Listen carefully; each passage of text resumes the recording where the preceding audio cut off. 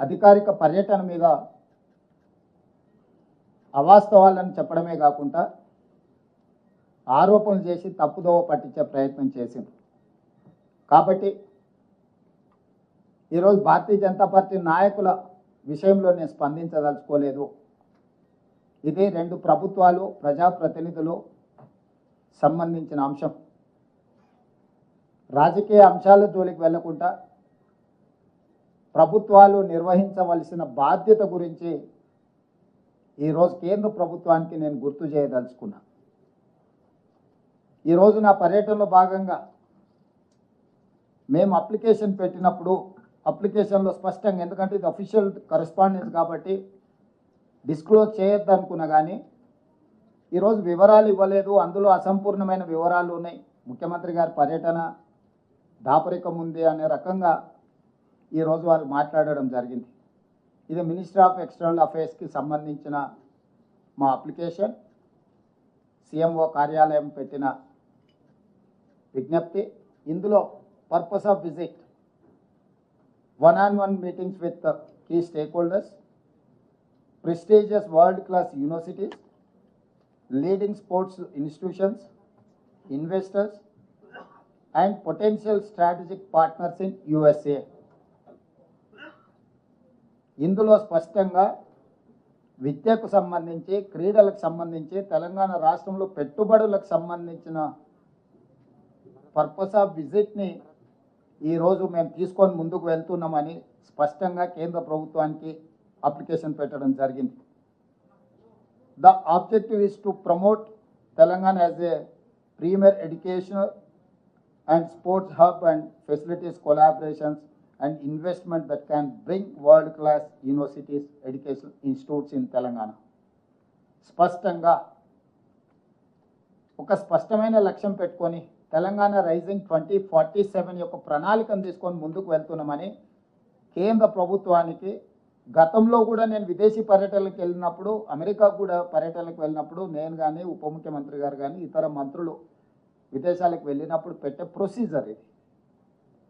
Crystal క్లియర్గా వివరాలు అందించడం జరిగింది.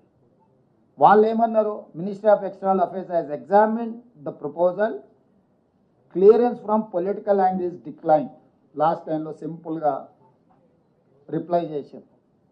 Ministry of external affairs has examined the proposal, clearance from political angle is decline. ఇది వాళ్ళ రిప్లై. సో రాజకీయ పరమైన నిర్ణయాలతో మేము మీ పర్యటనను తిరస్కరిస్తున్నామని చెప్పింది. What is the political reason? I wanted to ask Narendra Modiji, you have visited many countries. మీరు ఎన్నో దేశాలకు పర్యటనలకు వెళ్ళారు. మీరు కాదు, మీకు సంబంధించిన రాష్ట్రం నుంచి గుజరాత్ ముఖ్యమంత్రి భూపేంద్ర పటేల్ ఆగస్టు 17 నుంచి 24 వరకు ఈ నెలలోనే యుఎస్, కెనడాలో 8 రోజుల విదేశీ పర్యటనలకు వెళ్ళాడు.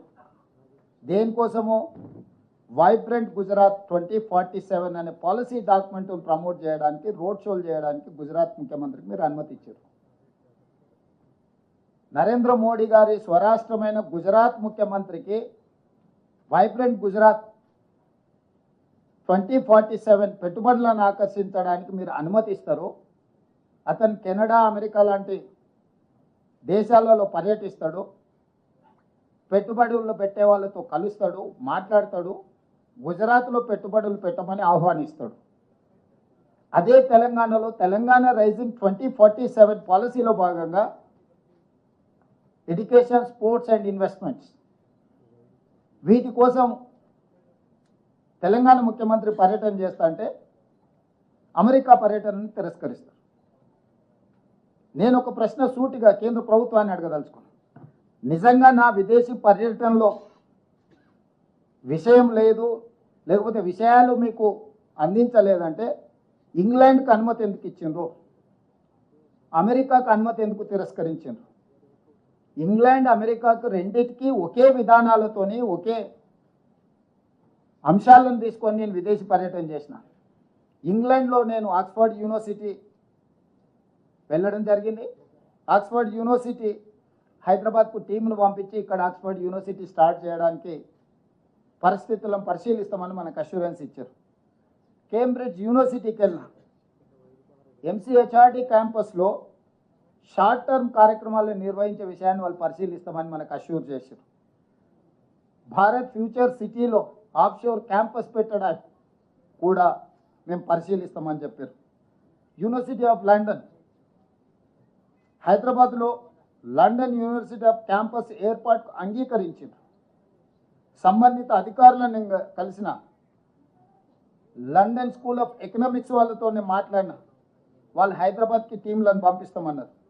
అదేవిధంగా లండన్ బిజినెస్ స్కూల్ వీళ్ళతో మాట్లాడుతూ కూడా ఎంసీహెచ్ఆర్డీలో షార్ట్ టర్మ్ కోర్సులను వాళ్ళు ప్రారంభించడానికి చేశారు.